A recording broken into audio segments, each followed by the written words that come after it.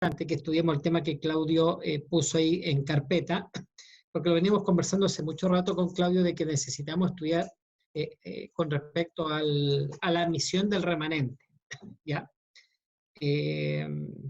Yo creo que vamos a mezclar lo que tiene que ver con preparación del remanente y la misión del remanente. Yo creo que están íntimamente ligadas. Misión y preparación. ¿Ok? Voy a silenciar mi teléfono. Ya, ahí sí.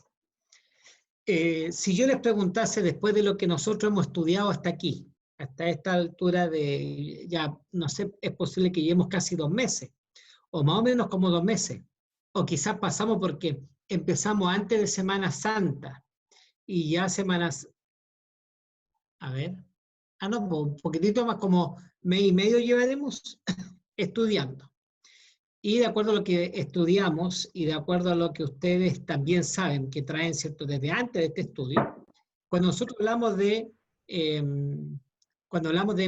la misión del remanente, ¿hacia qué capítulos y versículos se va nuestra mente? ¿O sobre qué conceptos o temas relacionados con el tiempo del fin? Capítulo 14 de Apocalipsis. 14 Apocalipsis. Muy bien. ¿Y qué es lo que aparece, Claudito, en el capítulo 14? El mensaje de los 3 ángeles. El mensaje de los 3 ángeles, ya. Ahí hay un tema asociado a la misión del remanente. El mensaje de los 3 ángeles. ¿Qué más? Qué bueno que está Claudio. No había chequeado que estaba Claudio porque algo de algunos estudios que le ha hecho de Apocalipsis vamos a necesitar que nos comenten un ratito más y quizás mañana también. A ver. ¿Hacia qué otros capítulos nos lleva la misión del remanente?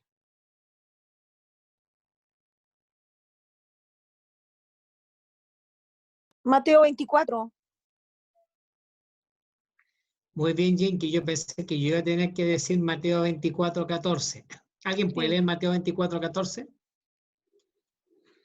Muy bien, Jinky, porque ese versículo o ese mandato lo dijo el Señor Jesucristo antes que Apocalipsis. A ver, Raúl. Y se le ha predicado este evangelio del reino en todo el mundo, para testimonio de todas las naciones. Entonces vendrá el fin.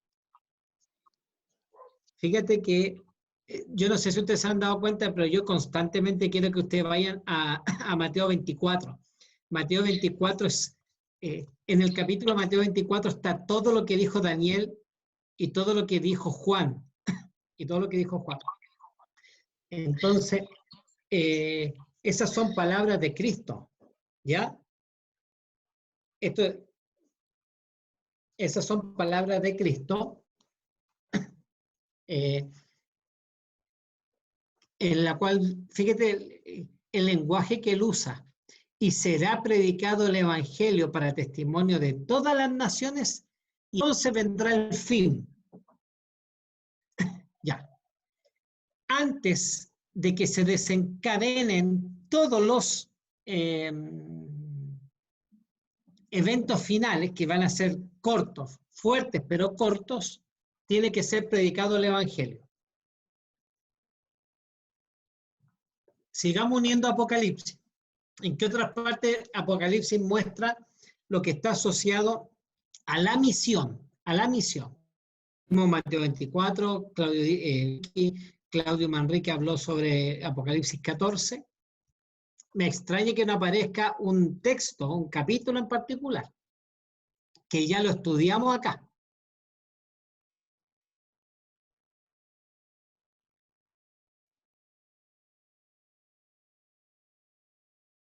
Segunda de Pedro.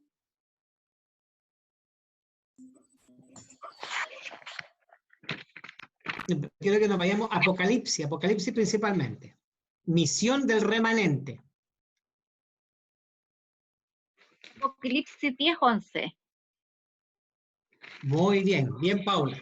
Apocalipsis 10:11. Léalo usted misma, Paula.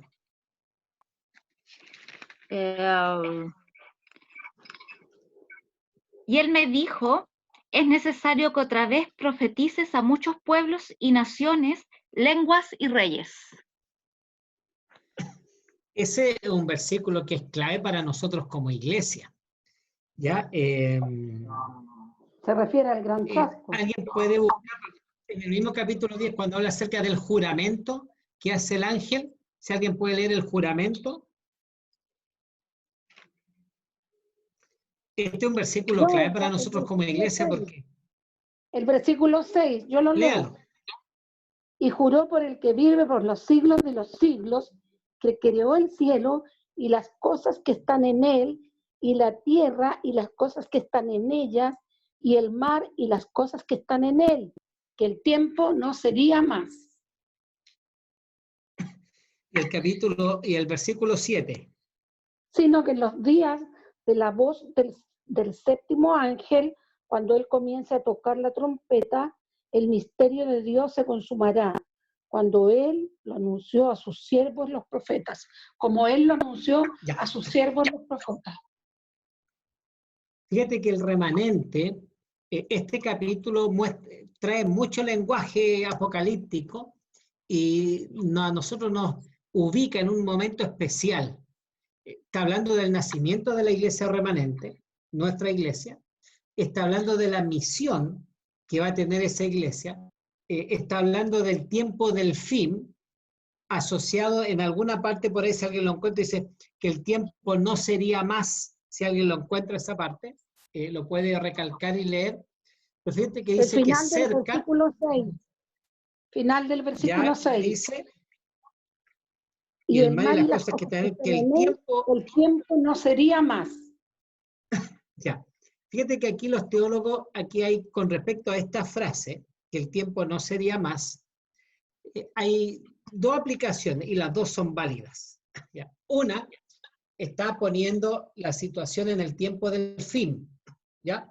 Está colocando el tema en el tiempo del fin. Y eso está un poquitito, ¿cierto? También, ¿cierto? Relacionado con la voz del séptimo ángel, cuando empieza a tocar la séptima trompeta. La séptima trompeta, las trompetas son juicios que van a caer sobre este planeta. Y el séptimo es la última trompeta que se toca y ya cuando comienza, ¿cierto?, la venida del Señor Jesucristo. Entonces dice que en ese tiempo este remanente tenía que levantarse con una misión especial. ¿Cuál misión? La de predicar el Evangelio. ¿Ok? La de predicar el Evangelio. Ahora, hay otra interpretación con respecto a esto, que el tiempo no sería más, que está asociado a que qué tiempo se había acabado. Recordemos que este capítulo 10 está asociado a 1844, ¿cierto? 22 de octubre de 1844. Esta experiencia con el ángel, con el librito que lo tenía que comer, cuando nace la iglesia remanente, la iglesia final, la iglesia adventista, año 22 de octubre de 1844. Entonces lo que está diciendo acá que el tiempo no sería más, y me gusta esta aplicación porque dice que hay teólogos que están diciendo que este tiempo no sería más, se está refiriendo al tiempo de la persecución que había terminado un poco tiempo antes del 20 de octubre de 1840. Entonces, la herida mortal del año 1798, ¿qué es lo que trajo? ¿Qué fue lo que trajo? Cierta tranquilidad. La iglesia, esta mujer que fue protegida, ¿de dónde salió? Del desierto. Estamos hablando en términos simbólicos. ¿De dónde tuvo que salir? De las cuevas, de los escondites, y tuvieron que, bueno, y aquí fue que Estados Unidos, ¿cierto?, le dio esta posibilidad, porque el despertar religioso, ¿dónde comienza? En este país que nace con este ofrecimiento de libertad. Las iglesias que fueron perseguidas en Estados Unidos, ¿cierto?, se levantaron ¿con qué? Con fuerza. Solo un paréntesis, es increíble que hoy día Estados Unidos se declara mayoritariamente católico. Hoy día, mayoritariamente católico. Cuando Estados Unidos siempre fue una religión protestante. Sus presidentes en su mayoría eran protestantes. La enseñanza bíblica que se hacía en los colegios del mundo protestante. en la mayoría, se lo escuché esto al pastor Héctor Urrutia, ¿no? Cuando no sé si lo dijo en el grupo nosotros o en algún otro seminario, la mayoría de las películas, hasta antes del año 90, siempre había un reverendo de alguna iglesia protestante. Hoy día las películas, en las series, en la televisión, abundan ya no los reverendos o pastores u obispos de corte protestante, sino católicos. Pero resulta que Estados Unidos permitió en esos años, cuando se dio la herida mortal, separó ¿qué tiempo? Que el tiempo de persecución ya no sería más. Entonces salen del desierto simbólico la mujer que fue sustentada, que fue cuidada. ¿A qué sale del desierto? Y yo les pregunto a usted, ¿a qué sale del desierto?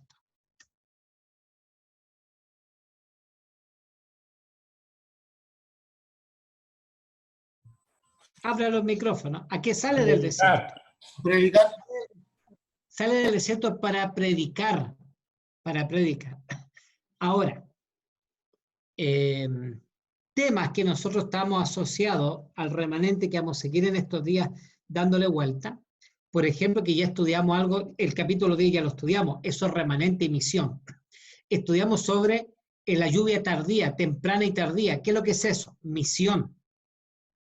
¿Alguien puede leer los últimos versículos del libro de Malaquías? Fíjense cómo termina el libro de Malaquías, que es el último libro del Antiguo Testamento.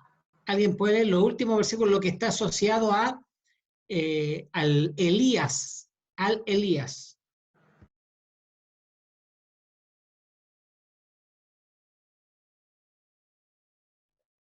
Capítulo 4, ¿a partir de qué versículo? Parece que por el 5, por ahí, ¿qué dice el 5? ¿Cómo Yo os envío al profeta Elías. Ahí está, ese. Dice, yo os envío al profeta Elías, antes de que venga el día de Jehová, grande y terrible. Él hará volver el corazón de los padres hacia los hijos, y el corazón de los hijos hacia los padres. No sea que yo venga y castigue la tierra con maldición. Fíjate, hay una doble aplicación de esta profecía. El Antiguo Testamento termina dando una promesa que va a venir el Elías, que tiene una doble aplicación. El primer Elías que vino fue Juan el Bautista, que vino a ¿qué cosa? A preparar el camino del Mesías en su primera venida, ¿no? Aunque a él le preguntaron si era el Elías, él dijo que no, dice que yo soy uno que viene, ¿cierto?, para preparar, para enderezar calzada, para preparar el camino, ¿no? Dice, yo no soy digno de desatar los cintos de sus zapatos. Pero resulta que ahora viene el segundo, por segunda vez viene el Mesías. Primero vino a instaurar el reino de la gracia.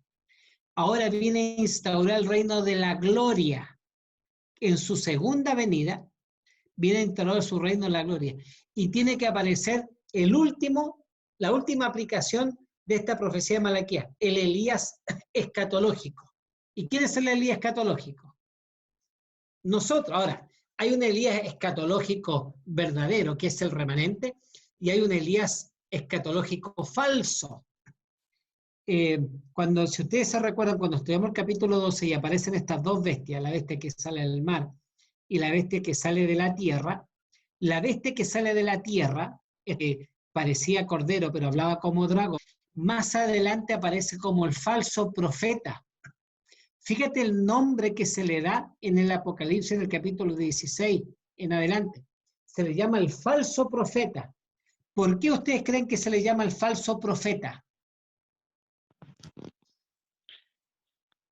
Yo creo que en representación de Elías, que hacía descender fuego del cielo, pero como este no guarda los mandamientos de Dios como los guardaba Elías, es falso profeta. Claro, hace milagros, ¿cierto? Como el Elías que hizo descender fuego. Y cuando estudiamos el capítulo 12, con respecto a lo que hace esta bestia, incluso hace descender fuego, hace que la gente se maraville, ¿no? Que le rinda tributo. ¿A quién? A la primera bestia. Ahora, volvamos a nuestra misión final. Estimado amigo, el Señor levantó a este pueblo así como levantó a Juan el Bautista para enderezar calzada, así como llamó a los discípulos para formar la primera iglesia cristiana, así como llamó a nuestros pioneros para empezar, ¿cierto?, la predicación del Evangelio, nos llamó a nosotros, en un tiempo especial, ¿para qué cosa? Para la predicación del Evangelio. Ahora, seguimos en este tema, entonces yo les quiero hablar a ustedes, hacer la siguiente pregunta. ¿Qué características? Hablamos una de las características, tienen una misión. ¿Qué otras características tiene este remanente? Tienen el testimonio de testimonio de Jesucristo, el espíritu de profecía. Ya se saltaron el que está antes, pero está bien, ¿no? El orden de los factores no altera el producto. La fe de Jesús. Y antes de eso, Guarda los Guarda los mandamientos. mira, característica. Guarda los mandamientos del Señor, ¿cierto? Tienen una misión especial la predicación del Evangelio. Guardan el testimonio de Jesús, que es el Espíritu de profecía. ¿Qué otra característica aparece en Apocalipsis de este grupo? Que van a ser perseguidos. Habla sobre la persecución, y eso está asociado a la paciencia. Se escucha muy distorsionado el micrófono, parece. ¿El mío o el de la gente, Jinky? El de la gente. Ya. Bien. Con respecto a lo que estamos diciendo, son perseguidos, aunque la persecución de este grupo está asociada a un pequeño tiempo de angustia en el tiempo del final. Pero fíjate que también habla asociado a eso, cuando habla acerca de la perseverancia o la paciencia, fíjate que hay versiones que dicen paciencia, son perseverantes o tienen fortaleza. ¿Qué más podemos decir de esta característica que muestra Apocalipsis con respecto al remanente del tiempo del fin? Si alguien se me adelanta donde yo quiero llegar, está bien, porque me interesa que lleguemos allá. ¿Ah? Roberto, tiene que ver con Sofonías 3:13, que dice: el remanente de Israel no hará injusticia, ni dirá mentira, ni en boca de ellos se hallará lengua engañosa, porque ellos serán apacentados y dominarán, y no habrá quien los atemorice. Sí, es una profecía que tiene doble aplicación, y cuando nosotros estudiamos acerca, alguien puede buscar las características de los 144.000, la puede encontrar en el capítulo 14 o la puede encontrar en el capítulo 7, los 144.000 sellados, que es un número profético. Ustedes saben muy bien que representa a los que han de ser salvos en la venida del Señor Jesucristo. Fíjense las características.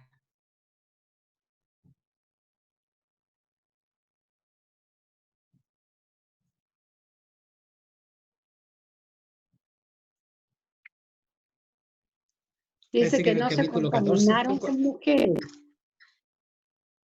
con otras doctrinas. ¿Qué más? Claro, ojo, con respecto al tema mujer, no está hablando acerca del celibato o de no casamiento. Doctrinas falsas. Recuerden que en términos proféticos, la mujer significa ¿qué cosa? Iglesias. Iglesias. Está la iglesia, la mujer vestida de blanco, que es la iglesia verdadera, y la mujer vestida de carmesí o de rojo, de escarlata, que representa a la falsa iglesia. Y dice así que madre de la otra ramera, o sea que no es solamente una la iglesia falsa, dice que es la madre de todas las rameras. Entonces, estos no se han contaminado con ellas, ¿no? Ya, ¿qué más podemos decir con respecto a esta remanente característica? ¿Hay algo más que decir? Dice por ahí, siguen al Cordero por donde quiera que van, ¿o no? Asociado, ¿cierto?, a los 144.000. ¿Quién encuentra ese versículo? Siguen al Cordero por donde quiera que van, por donde quiera que va.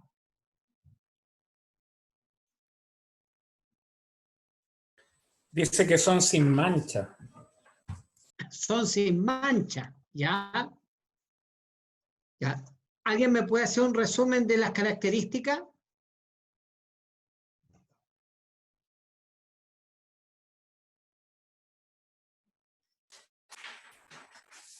Guarda los ¿Este mandamientos, remanente? tienen la fe de Jesús, son perseguidos,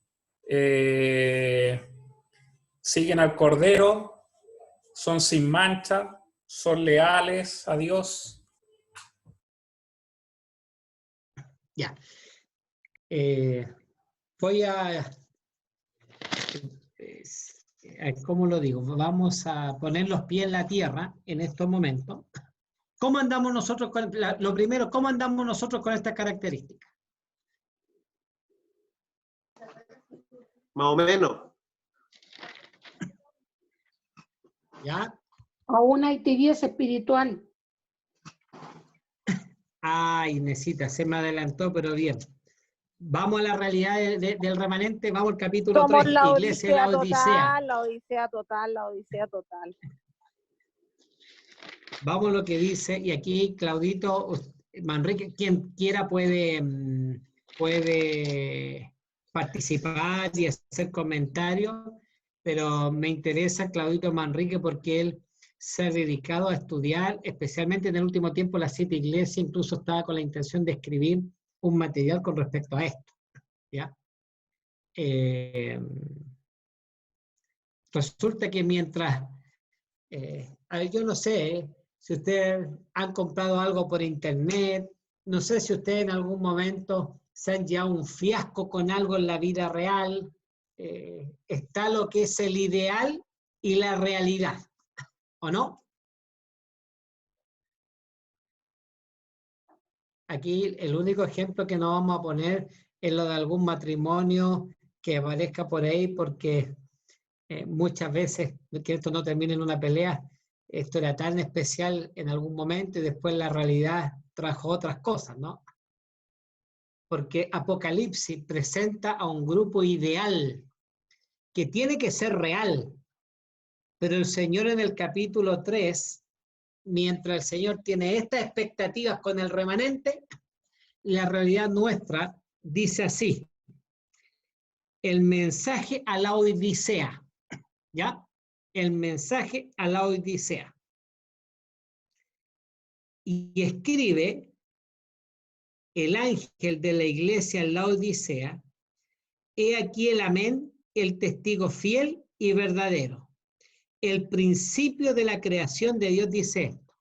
Mira, ojo con respecto a esta presentación, ¿se acuerdan que la vez pasada estuvimos acerca de Cristo? Aquí dice el amén, el testigo fiel y verdadero. ¿Alguien sabe por qué aquí se presenta a Cristo como el testigo fiel y verdadero? Bien, Porque Claudito. ¿Ah? aquí, a mí una de las cosas que he ido descubriendo en el tema de las iglesias, sobre todo en el tema de la Odisea, hay muchos que acusan a nuestra iglesia de apostasía. Y eso no es así. La Odisea lo aclara súper bien. Porque cuando el Señor quiere hablar de apostasía es súper claro, ¿ya? Y en la otra iglesia, alguna iglesia se la acusó de apostasía. Pero aquí no, a la iglesia del presente no se la acusa de apostasía, se la acusa de tibieza, que es muy diferente a apostasía. Entonces, aquí lo que hay que tener cuidado cuando a la iglesia que el Señor levantó en 1844, que somos nosotros, hay que tener cuidado cuando la acusan de apostasía, porque el Señor no, el problema de esta iglesia no es la apostasía. La iglesia que tiene, el problema que tiene esta iglesia es tibieza, que es muy diferente a apostasía. Ahora, el Señor no le hace un llamado a la institución o al nombre, porque el Señor hace un llamado a la puerta de cada persona. Entonces, el llamado no es a la institución o a la corporación, como a algunos les gusta llamar. El llamado es a cada persona, porque dice que está a la puerta de la persona. Por lo tanto, aquí el llamado, a grandes rasgos, el llamado es para la persona. No por su apostasía, sino por su tibieza, que aún es más complicado que la apostasía, porque si uno está en apostasía, el Señor te puede llamar, pero si uno está en tibieza anda como dormido, anda como tonto. Por lo tanto, que es mucho más complicado que la apostasía, por decirlo de alguna manera. Entonces, el mensaje para la Odisea es despertar de nuestra tibieza, porque la iglesia adventista nunca ha hablado en contra del sábado. El día que hablen contra el sábado, eso es apostasía. Lo que está diciendo el Señor es que despertemos de la tibieza. Y más adelante podemos ver cuál es el llamado, por qué tenemos que salir de la condición de la tibieza. Ahora, yo el primer versículo, el 3:14, disculpen que me alargue un poquito, lo dividí en tres partes. Primero, el amén, porque aquí Jesús en toda la iglesia él se presenta. Y aquí se presenta como el amén. Y uno cuando busca la palabra que significa amén, dice que, no sé si alguien me puede decir qué significa amén. Así es, ¿no es cierto? Así es. Por lo tanto, aquí el Señor dice el amén, Él se presenta como el amén porque está diciendo que este mensaje es de verdad. Este mensaje es así y hay que ponerle atención. Por eso se presenta como el amén. El testigo fiel y verdadero. Existen testigos falsos que mienten, pero Jesús no miente, por eso es el testigo verdadero. Por lo tanto, lo que está diciendo aquí, que este mensaje hay que tomarlo en serio, y el que es el testigo verdadero, que está viendo la situación de la iglesia, hay que tomarlo de forma seria, porque como la iglesia que está esperando a Cristo, después de esto no hay más. Por eso el Señor dice, yo estoy viendo lo que está pasando en la iglesia, porque yo no miento, sí que tómenlo en serio. Y después dice, el principio de la creación. Como el Señor es creador, si estamos pasando por un problema de tibieza, Él como creador puede y tiene la capacidad de restaurar nuestro corazón. Entonces nos dice, estoy hablando en serio, tómese esto en serio, porque yo no miento, pero si alguien se da cuenta de su tibieza, yo estoy a la puerta, yo puedo cambiar tu corazón. Eso es más o menos lo que yo pude, dentro de mi estudio, dar a conocer del primer versículo. Eso. Y hay que Roberto, agregar una cosita. Muchas gracias. ¿Sí? Roberto, yo quería aportar lo que dice Claudio, porque cada una de la iglesia va avanzando, y cuando se habla del testigo, estamos hablando, testigo se habla de juicio. Entonces, bueno, eso es lo que, claro. Entonces, en el Dale. fondo, que hemos estado en algún juicio, y muchas veces cuando uno enfrenta un juicio hay testigos y uno sabe que van a mentir contra uno, pero tener un testigo como Cristo es una seguridad grande. Entonces nosotros vamos a enfrentar, estamos en una etapa de juicio, pero donde nuestro testigo es Cristo. Eso nos está diciendo el primer versículo. Sí, yo le agradezco a los dos las intervenciones, porque fíjate que este versículo, cuando uno los nombre, porque de acuerdo a cada iglesia, él se presenta no con cualquier nombre. Y aquí dice que él es el testigo fiel y verdadero, ¿ya? Y fíjense que el testigo fiel y verdadero, o un testigo es usado en el ámbito de un juicio. Y resulta que el año 1844, ¿qué juicio comenzó?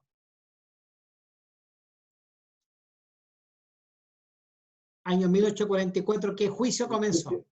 El juicio investigador. El juicio investigador o preadvenimiento, ¿cierto? Usted lo puede encontrar ahí en las redes con esos dos nombres, juicio investigador o juicio preadvenimiento. Fíjate que está como esta iglesia, la iglesia remanente, que nace cuando comienza el juicio investigador. Dentro de las cosas que necesita un juicio es juez, necesitan testigos, necesitan acusados. Acusados somos nosotros, ¿no? Y el acusador es Satanás, ¿cierto? El engañador, ¿no? El que, ojo, no quiero entrar todavía en el tema del juicio investigador porque eso nos va a dar seguramente para más de un... Roberto. ¿Sí?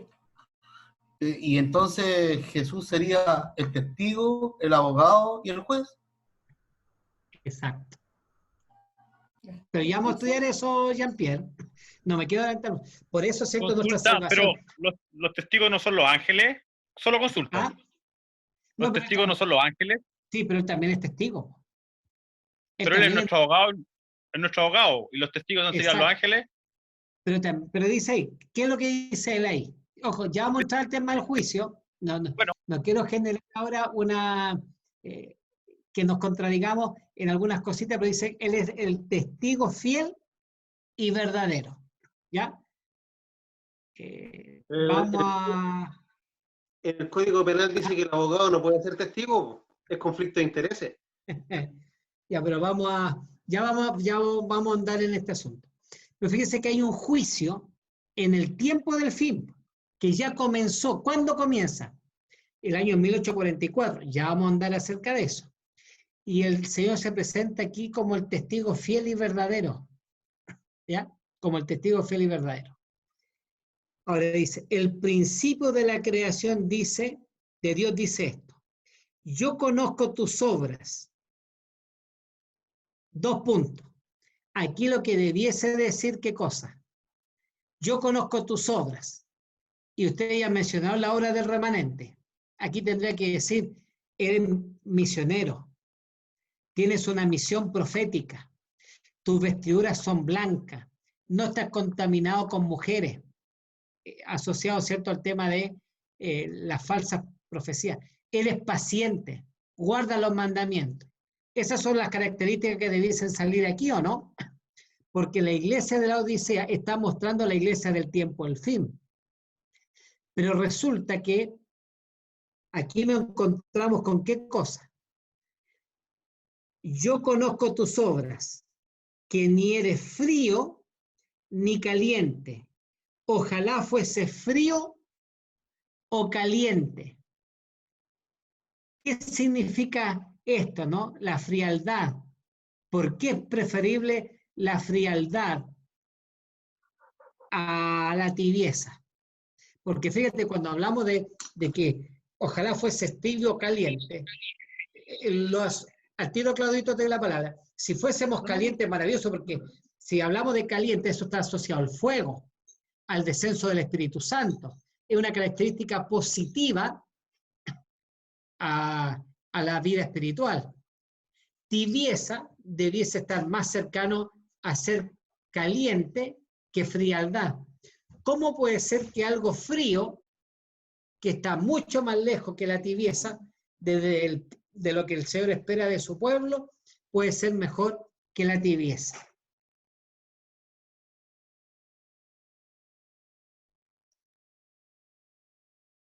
Estoy dando la palabra. ¿Han tomado agua tibia alguna vez?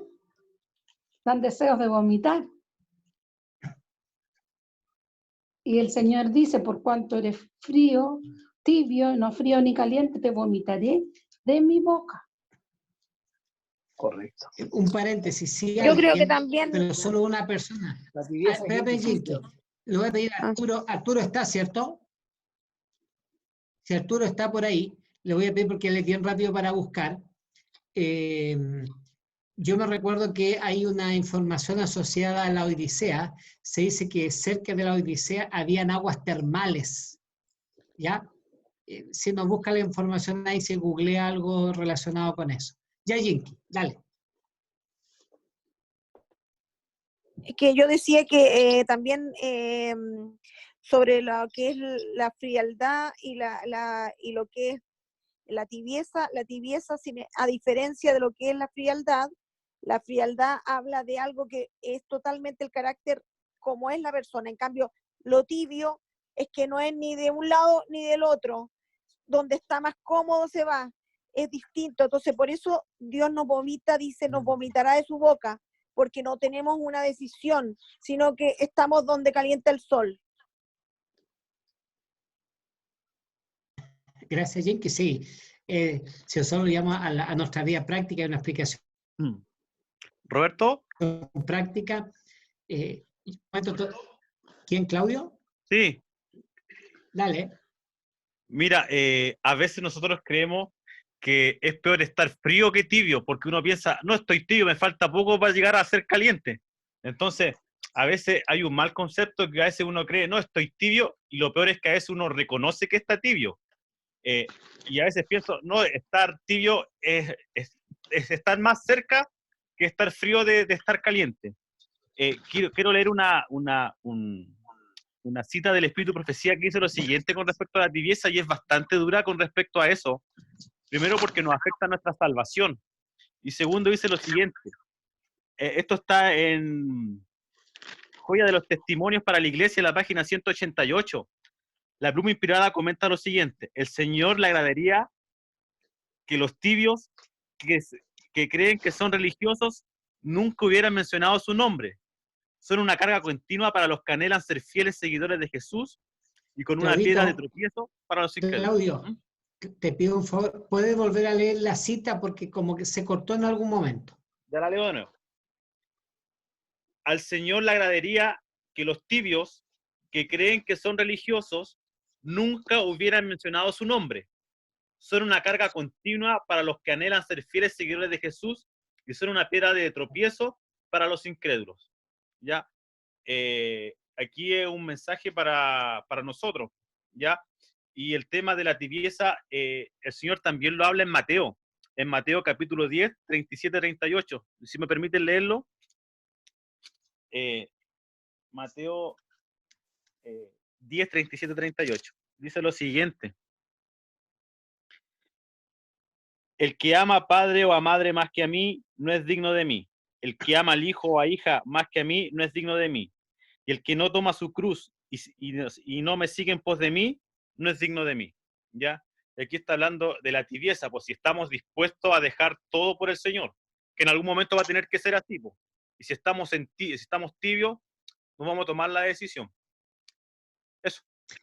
Gracias. La tibieza, muchas gracias, Claudio, habla de mucha comodidad, de mucha comodidad. Cuando hace mucho calor, piensa ya diciembre, enero, febrero, ¿qué es lo que tenemos que hacer?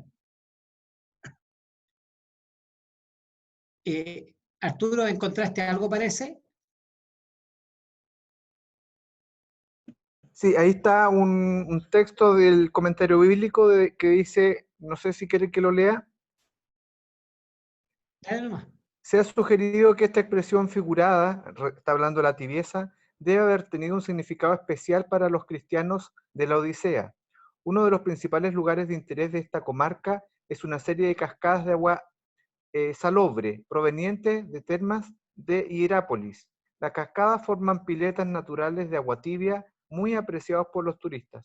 Los informes históricos y las ruinas de Hierápolis no dejan duda de que el agua termal fluía en el primer siglo después de Cristo. El agua tibia era pues algo familiar para los laodicenses. Describía adecuadamente su condición espiritual. La tibia condición espiritual de la iglesia de la Odisea era más peligrosa que si hubiese estado fría. El cristianismo tibio retiene la forma y hasta el contenido del evangelio en cantidad suficiente para adormecer las facultades de percepción del espíritu. Esto hace que los creyentes olviden el esfuerzo diligente que es necesario para alcanzar el alto ideal de una vida victoriosa en Cristo. El típico cristiano laodicense está contento con él. Muchas gracias, Arturo. Fíjate que la tibieza, de alguna parte o se lo leí a alguien, porque yo aquí en mi Biblia escribí, coloqué una frasecita: la tibieza son una fuente de peligro para la iglesia. Fíjate lo que hace la tibieza, son una fuente de peligro para la iglesia. La tibieza espiritual nos puede hacer sentir muy cómodos, muy cómodos. Cuando estaba diciendo yo lo siguiente recién, cuando hace mucho calor, diciembre, enero, febrero, parte de marzo, cuando entran los niños al colegio, como que vuelve el calor.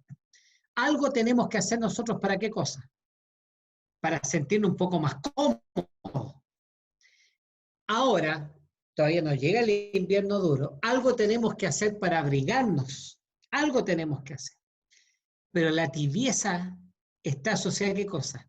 A sentirse placentero, a sentirse cómodos. Bueno, la tibieza espiritual hace que nosotros no hagamos nada por nosotros mismos. Nos sentimos bien como estamos. Y ahí lo dijo muy bien también Jinky, ¿no? No nos comprometemos demasiado, tampoco nos sentimos tan lejos del Señor. Los dos extremos, ¿no? Una persona que está lejos del Señor sabe que tiene que volver al Señor. Una persona que está al lado del Señor con fuerza, con el Espíritu, sabe que tiene que mantenerse tomado de la mano del Señor. Fíjate la sentencia terrible para el que se mantiene en la tibieza. Para aquella persona que se mantiene en la tibieza, dice el Señor, te vomitaré de mi boca. Eso está un poco asociado a lo que va a ser, no sé, es tan fuerte como la sentencia de la gran ramera, de la bestia, ¿no? Ahora, Da las razones. Fíjense lo que sucede acá. Por ahora dice, porque tú dices, esta palabrita, porque tú dices, ¿por qué? Está dando la respuesta justificando porque el Señor nos llama tibios.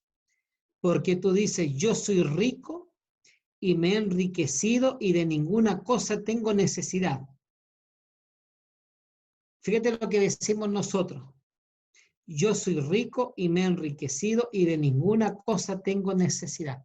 De alguna forma, mira, yo estoy bien como estoy. Llego a la iglesia, no me comprometo, pero estoy en la iglesia. Vengo por lo menos, hay otros que no vienen. ¿No? No tengo, esto yo lo encuentro tan fuerte, ¿no? Porque tú dices, yo soy rico y me he enriquecido y de ninguna cosa tengo necesidad. Fíjate que mientras el laodicense que podemos ser nosotros, porque este es un mensaje para nosotros, la iglesia de la Odisea era una iglesia real del primer siglo, ahí en el Asia Menor. Pero, sí, pero proféticamente representa al último remanente, el que supuestamente, mientras nosotros teníamos que hacer, guardamos los mandamientos, tenemos una visión profética, no nos contaminamos con mujeres, con falsas doctrinas, tenemos fortaleza espiritual, tenemos vestiduras blancas. Eso nos dice qué cosa. Eres un desventurado, miserable, pobre, ciego y desnudo. Mientras el Señor espera esto de sus hijos, mientras el Señor espera que su pueblo represente esta forma de cristianismo, la que mencionamos antes de entrar a la Odisea, el Señor nos dice qué cosa. Que nuestra realidad dista mucho del ideal del remanente.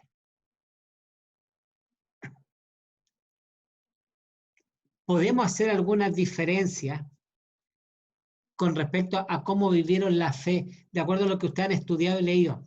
¿Alguien podría hacer algunas relaciones de cómo comenzó, cómo era la vida espiritual de nuestros pioneros y cómo es la nuestra? ¿Cómo fue la vida espiritual de mucha gente en la Edad Media? Ojo, en la Edad Media, mientras reinó el papado, los 1260 años, porque resulta que ellos sufrieron una tribulación grande, larga, 1260 años. Dice que en el tiempo, al fin los tiempos van a ser acortados por amor de los hijos del Señor. También vamos a pasar por una tribulación. Podemos hacer alguna diferencia de estudio, de cómo eran, cómo se comprometían nuestros primeros pioneros y quizás cómo nos estamos comprometiendo nosotros.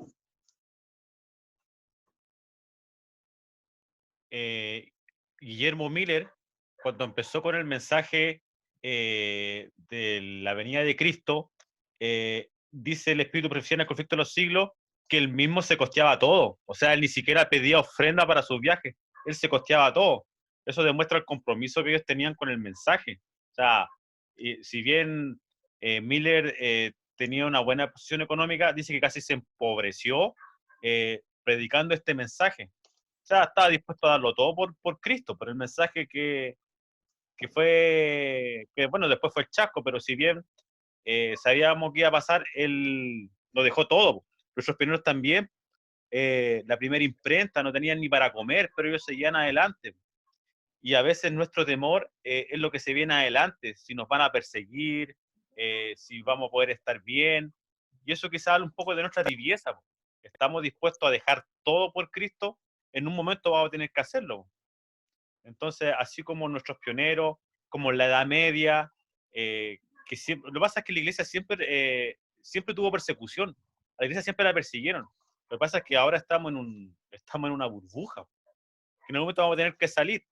Y ahí vamos a tener que ver cuán consagrados estamos con el Señor. Oye, Roberto, perdón, pero ¿qué es lo que nos está pidiendo Dios que nosotros hagamos en este momento? ¿Cuáles son las actitudes que tenemos que tener nosotros para seguir a Dios?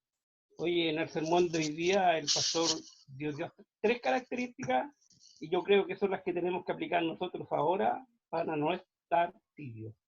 Y eso está, creo que fue Malaquías, no me acuerdo bien, estaba tratando de buscar, o Miqueas, en Miqueas 6 parece que fue, no me acuerdo, estaba tratando de ubicar, no lo anoté en la mañana, y ahí hay 3 características muy claves, que ser humilde, hacer justicia, ser humilde y ser misericordioso. Y eso es lo que tenemos que hacer y practicar y llevarlo a cabo, y ahí vamos a empezar a entregar el Evangelio. Bueno, decir que el sermón de hoy día estuvo precioso en la mañana. ¿Cómo salimos nosotros de esta tibieza? Porque Claudio dijo en algún momento, tenemos que tener cuidado con acusar la iglesia, cuidado con aquellos que acusan. Hay algunos que se aventuran a decir que, y de nuestra fila, que la iglesia es Babilonia. Y el enjuague habla con respecto a eso, cuidado con acusar. Babilonia, la única solución que tiene Babilonia, para hacer la diferencia con el remanente final, ¿cuál es la única solución que tiene la gente de Babilonia? Salir de ahí, ¿cierto? Por eso dice, salir de ahí, pueblo mío, ¿o no? Y él dice, el Señor lo dijo también, yo tengo ovejas en otro redil. Entonces, la solución para la gente que está en Babilonia es salir de ahí. Pero en el caso de nosotros, no hay bíblicamente, que algunos ¿cierto? Quieren así, o lo manifiestan, o quieren mostrar así, que de la iglesia tiene que salir un remanente especial. El remanente del remanente. No. ¿Cuál es la solución para la iglesia de la Odisea? ¿Cuál es? Lo dice el capítulo. Miqueas ¿Qué 6, dice? 8. ¿Ah? Miqueas 6, 8. A ver, eso fue lo que estudiamos hoy día. Mira, léalo, Inesita. Oh hombre, él te ha declarado lo que es bueno. ¿Y qué pide Jehová de ti? Solamente hacer justicia y amar misericordia y humillarte ante Dios. ¿Se escuchó bien? Sí, sí. Soluciones para la iglesia de la Odisea, que somos nosotros. Bueno, en el capítulo, en el mismo capítulo, en el versículo 18, aparecen las cosas que uno debe comprar. Dice que debe comprar oro refinado, vestiduras blancas y colirio para que veas. Y ahí hay que analizar qué es lo que significan eso.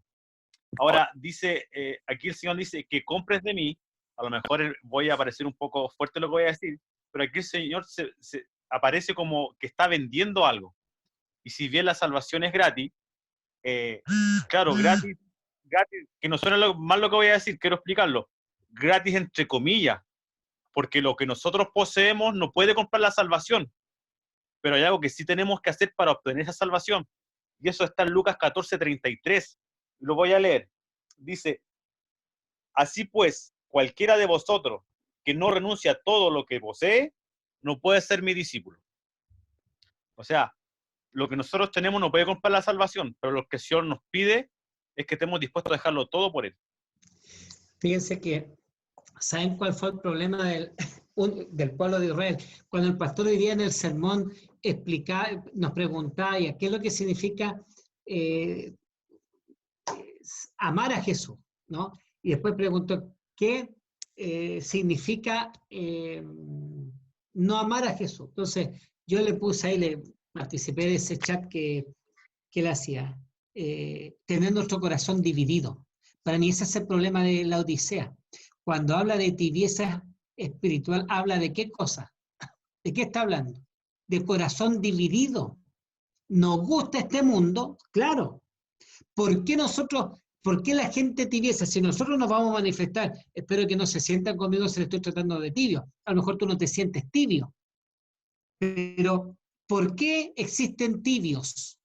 Creo yo, porque hay gente que le encanta las cosas de la iglesia, ¿o no?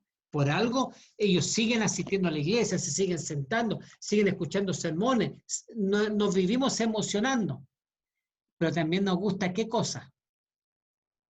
Y yo quiero empezar a terminar esta primera parte para que nosotros nos vayamos con esto, para que nosotros le demos un poquitito vuelta a esto. Vamos a Isaías capítulo 1. Isaías está fechado en torno al año 600, 620, 650 a.C., unos 150 años antes de la deportación. Perdón, no 620, el 605 fue el año de la deportación. Está situado unos 150 años antes que la deportación a Babilonia. O sea, se tiene que haber escrito por ahí por el año 720, 730, 750 quizás. Entonces, Isaías, el capítulo 1, que algo leímos la otra vez, mira lo que dice el capítulo 1, 10. Príncipes de Sodoma, oír la palabra de Jehová, escuchar la ley de nuestro Dios. Pueblo de Gomorra, que admitía, ¿cierto? Le complicó tanto esto que no lo había escuchado nunca. No le está hablando a la gente de Sodoma y de Gomorra, porque esa gente, ¿qué pasó? ¿Qué pasó con esa gente? Habían sido exterminados mucho tiempo antes. El versículo 11 dice algo extremadamente grave para la vida espiritual de alguien. ¿Para qué me sirve, dice Jehová, la multitud de vuestros sacrificios? Esa pregunta, alguien me puede, a lo mejor, no sé si es que va a poder decir lo que yo estoy esperando que diga, pero ¿qué le está diciendo esto con respecto a lo que estamos hablando? Mira lo que le dice el Señor. ¿Para qué me sirve, dice Jehová, la multitud de vuestros sacrificios?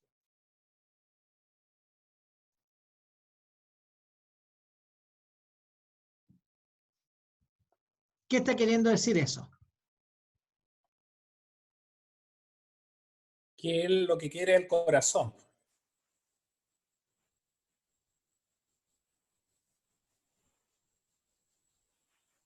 El Señor siempre ha dicho que está hastiado de nuestros sacrificios, sino que lo que Él quiere es nuestro corazón. ¿Ya? Que lo importante es justamente no son los sacrificios ni las obras, es el entregar justamente el corazón. Para mí eso es justificación por la fe. Bien, a veces que comparten conmigo lo que yo les voy a presentar, ¿no? Mira, el Señor primero le está llamando, mira cómo llama a su pueblo, a los líderes, príncipes de Gomorra, ¿no? Pueblo de Gomorra, príncipes de Sodoma. ¿Para qué me sirve, dice Jehová, la multitud de vuestros sacrificios? Hastiado estoy de holocausto, de carnero y deseo de animales gordos. No quiero sangre de bueyes, ni de ovejas, ni de machos cabríos. Oye, fíjate que Isaías, su ministerio, cuando ustedes leen arriba, su ministerio dice que lo desarrolla ¿cuándo? En tiempos de Usías, Jotam, Acaz y Ezequías, reyes de Judá. Y después de Ezequías siguió en tiempo de Manasés. Manasés fue el que finalmente lo mató. Y Manasés fue el que hizo que el pueblo pecase de una forma así, pero tremenda, el pueblo de Israel. Entonces dice así: ¿para qué me sirve, dice Jehová, la multitud de vuestros pecados? Hastiado estoy de holocausto, de carnero y de cebo de animales gordos. No quiero sangre de bueyes, ni de ovejas, ni de machos cabríos. ¿Quién demanda esto de vuestras manos cuando venís a presentaros delante de mí para hollar mis atrios? Dice, ¿quién demanda esto? El mismo Señor lo había demandado.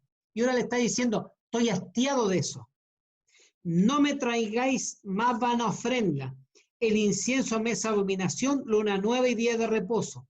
El convocar asamblea no las puedo sufrir, no las puedo soportar, dicen otras versiones.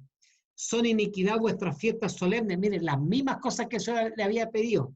Vuestras lunas nuevas y vuestras fiestas solemnes las tienen aborrecida mi alma. Me son gravosas, cansado estoy de soportarlos. Cuando extendáis vuestras manos, yo esconderé de vosotros mis ojos. ¿De qué está hablando aquí? De tibieza espiritual. ¿Qué es lo que está diciendo Isaías al pueblo? Oye, el día sábado corren a presentar ofrendas tremendas para mí. Siguen, fíjate, Perdón. A ver. ¿Puedo hablar? Mira, aquí tenemos que relacionar lo que dijo Claudio. Porque ¿qué sacamos con presentar ofrendas al Señor si no tenemos un corazón limpio y preparado para servirlo? Porque todas las cosas que Él les pidió era para que ellos limpiaran su corazón, para que se limpiaran de pecado. Pero ellos ofrecían la ofrenda, hacían las cosas, pero no eran humildes de corazón, no hacían las cosas porque quisieran reconocer que realmente eran pecadores, ¿no? Que necesitaban de Dios y que la sangre que se estaba derramando allí era para limpiarlos a ellos y limpiar sus corazones. Ese corazón tenía que estar, ese es lo que nos está pidiendo, que tengamos un corazón limpio y que todas las cosas que hagamos sean por humildad, por misericordia, y esa es la misericordia que Él tiene con nosotros. Bueno, Carlito, lo que tú estás diciendo viene a continuación, pero fíjate a donde yo los quiero llevar ahora. ¿Qué estaba hablando la iglesia de la Odisea? ¿De qué cosa está hablando? De tibieza. Aquí está hablando de tibieza también. ¿Qué le está diciendo el Señor? Claro, ustedes son buenos para cumplir las lunas nuevas, los sábados, las fiestas solemnes, para llevar sacrificios. Ellos estaban cumpliendo todas las demandas que se había hecho en Levítico, las estaban haciendo. Pero el pueblo de Israel en ese tiempo, ¿qué más? Además, aparte de esto, ¿qué es lo que hacía? Ofrecía todo lo que hacían los otros pueblos paganos. Claro, ese es el problema, porque fíjate, esto que el Señor dice que está hastiado, son las cosas que él había demandado. Él había institucionalizado las fiestas solemnes, no el pueblo, el Señor. Él dijo ahí en Levíticos capítulo 23, él dice, me celebraréis esta fiesta. Él dijo cómo se tenía que hacer los sacrificios. Él, a la gente que podía llevar una ovejita, una oveja, un cordero, un buey, él lo institucionalizó. Y al que no podía, una paloma. Pero resulta que ahora estas cosas le estaban provocando asco. Estoy hastiado.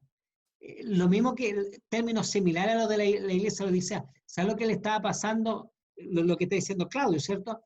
El día sábado, fantástico. Cumplían. A la hora de las fiestas solemnes, cumplían. ¿Pero qué pasaba el resto de la semana cuando había fiesta Moloch? Cuando habían otras fiestas, la tibieza espiritual está asociada a ¿qué cosa? A una mezcla, ¿no?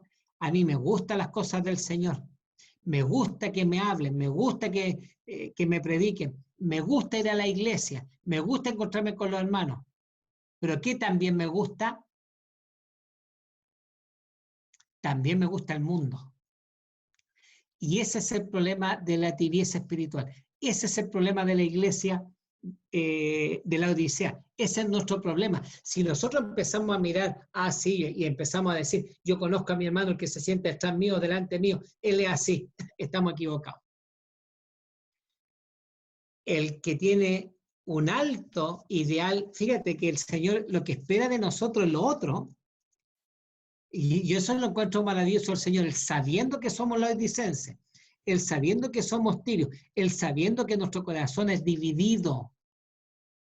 El Señor espera, ¿qué es lo que espera de su pueblo? Que sea una luz en el mundo, que sea sal de la tierra, que sea su instrumento. Apocalipsis 18, que no se mencionó, alguien puede leer 18.1 cuando habla del ángel que ilumina toda la tierra, creo que es 18.1, un versículo que está asociado a la misión.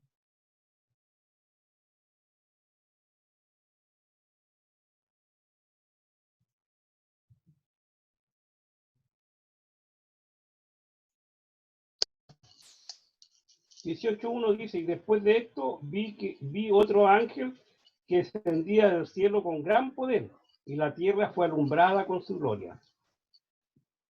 Mire, el capítulo 18, versículo 1, ese ángel representa a su iglesia, a su remanente, iluminando al mundo.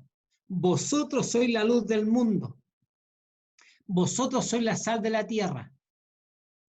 Eso es lo que el Señor espera. Por eso Él dice, la solución para la iglesia de la Odisea, como dijo Claudito Manrique, por ahí está, pues dice el versículo 18, ¿cuál es el consejo para el desventurado, para el miserable, para el pobre, para el ciego, para el desnudo? ¿Qué cosa? Por tanto, yo te aconsejo que de mí compres oro refinado en fuego para que seas rico y vestidura blanca para vestirte, y que no se descubra la vergüenza de tu desnudez, y unge tus ojos con colirio para que veas. Yo reprendo y castigo a todos los que amo. Sé pues celoso y arrepiéntete. He aquí yo estoy a la puerta y llamo. Si alguno oye mi voz y abre la puerta, entraré a él, cenaré con él y él conmigo. Al que venciere, le daré que se siente conmigo en mi trono, así como yo he vencido y me he sentado con mi Padre en su trono. El que tiene oído, oiga lo que el Espíritu dice a las iglesias. Queridos amigos, yo creo que ya debemos empezar a cerrar con este tema que comenzamos, ¿no? Con respecto a la preparación del remanente del tiempo del fin y su misión. Nosotros no podemos separar preparación y misión. Ojalá que nosotros pensemos en el lugar donde nosotros estamos parados, cuál es nuestra verdadera condición. Mucho cuidado con pensar de que nosotros no necesitamos nada, porque eso es propio de la Odisea. No, si yo estoy bien así, me falta un poquitito nomás. El Señor tiene que hacer una transformación real en nuestras vidas. ¿Ya? Isaías quizás hubiese sido más justo que hayamos tenido que terminar de leer lo que dice Isaías, porque es tremendo lo que dice Isaías. Fíjate el versículo 1:15, cuando extendáis vuestras manos, yo esconderé de vosotros mis ojos. Asimismo, cuando multipliquéis la oración, yo no iré. Llenas están de sangre vuestras manos. Versículo 16, lo que Carlito recién comentaba. Lavaos y limpiaos. Quitad la iniquidad de vuestras obras de delante de mis ojos. Dejad de hacer lo malo. Aprended a hacer el bien. Buscad el juicio. Restituid al agraviado. Haced justicia al huérfano. Amparad a la viuda. Venid. Luego dice Jehová, y estemos a cuenta. Si vuestros pecados fueren como la grana, como la nieve serán emblanquecidos. Si fueren rojos como el carmesí, vendrán a ser como blanca lana. Si quisiere y oyere, comeréis. Mira qué hermoso este versículo que está tan próximo a nosotros. Si no quisiere, versículo 16, si quisiereis y oyereis, comeréis el bien de la tierra. Lo que nos espera poquitito. Mira lo que tenemos que hacer. Si no quisiera y fuerais rebelde, seréis consumido a espada, porque la boca de Jehová lo ha dicho. Bueno, seguiremos mañana. Mi única situación con respecto a mañana es que mañana es el Día de la Mamá y a las 8 yo voy a estar disponible para que sigamos estudiando. Pero cada uno puede tener su propia actividad con su mamita, los que van a celebrar alguna cosa. Mi única situación es que yo tengo que volar a Los Vilos y volver, porque mi hija vino a ver a la abuela, estar con ella. El tema es que ella tiene que volver porque el lunes temprano entra turno. Pero hermanos, ahí seguramente en el cierre Claudio verá lo mejor para nosotros para mañana. Yo me quiero repetir esto que estamos conversando, ¿no?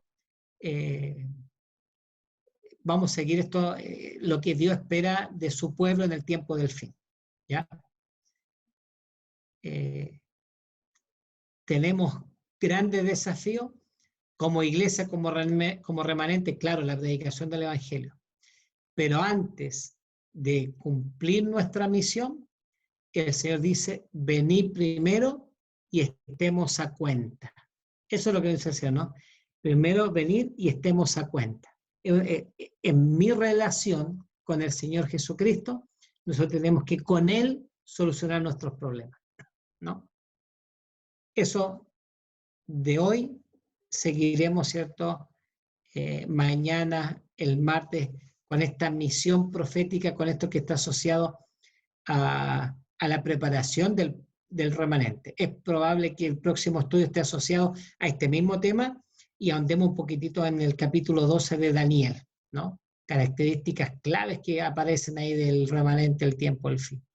Pero no podemos separar la misión y la preparación. Son dos cosas que van tomaditas de la mano.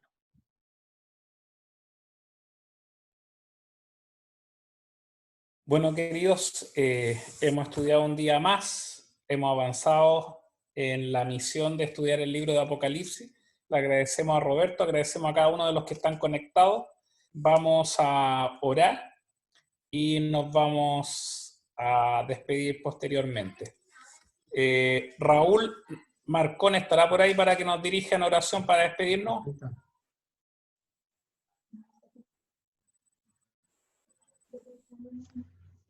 Sí, claro, aquí estoy. ¿Nos dirige en oración, Raúl? Ya, pues, inclinamos el rostro entonces. Señor, en el nombre de Jesús, te damos gracias por este estudio, Señor. Te damos gracias por este momento en el cual nos reunimos, Señor, y escuchamos tu palabra.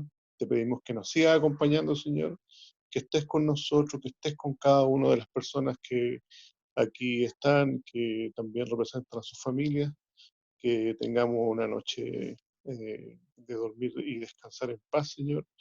Y, Señor, siempre pedimos que nos acompañe, Señor, y que derrame el Espíritu Santo, tu Espíritu Santo en cada uno de nosotros. Todas estas cosas, Señor, te las pedimos y te las agradecemos en el nombre precioso de nuestro Cristo Jesús. Amén.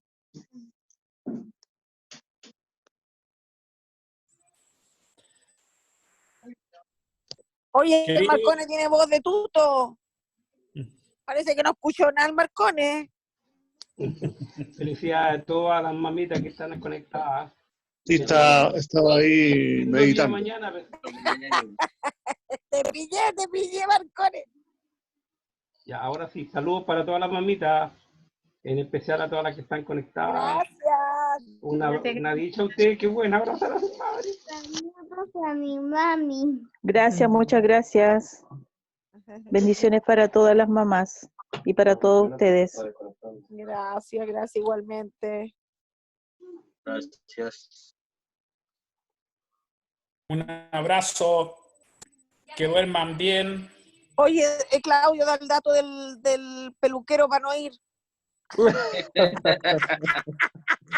El mismo que me cortó el pelo a mí, el patito. Sí. La peluquería gente. Peluquería gente en Quilpué, el Pato. Chao, hermanos, que estén bien. Chao, tía María. Estamos con una visita. Tía. Oye, estábamos con María. una visita. Bienvenida, dígale. Hola, ¿quién es? La señora Zulema. Muchas gracias. Buenas Bienvenida, noches. Zulema. Gracias. Bendiciones para ustedes. Muchas gracias. Muy lindo el comentario. Hermoso. Maravilloso, Roberto. Buenas noches. ¿Escuchó el culto joven también? Excelente. Sí. Excelente. Mañana a lo mejor va a estar con nosotros. Bueno, esto es una maravilla porque pese a las condiciones que estamos todos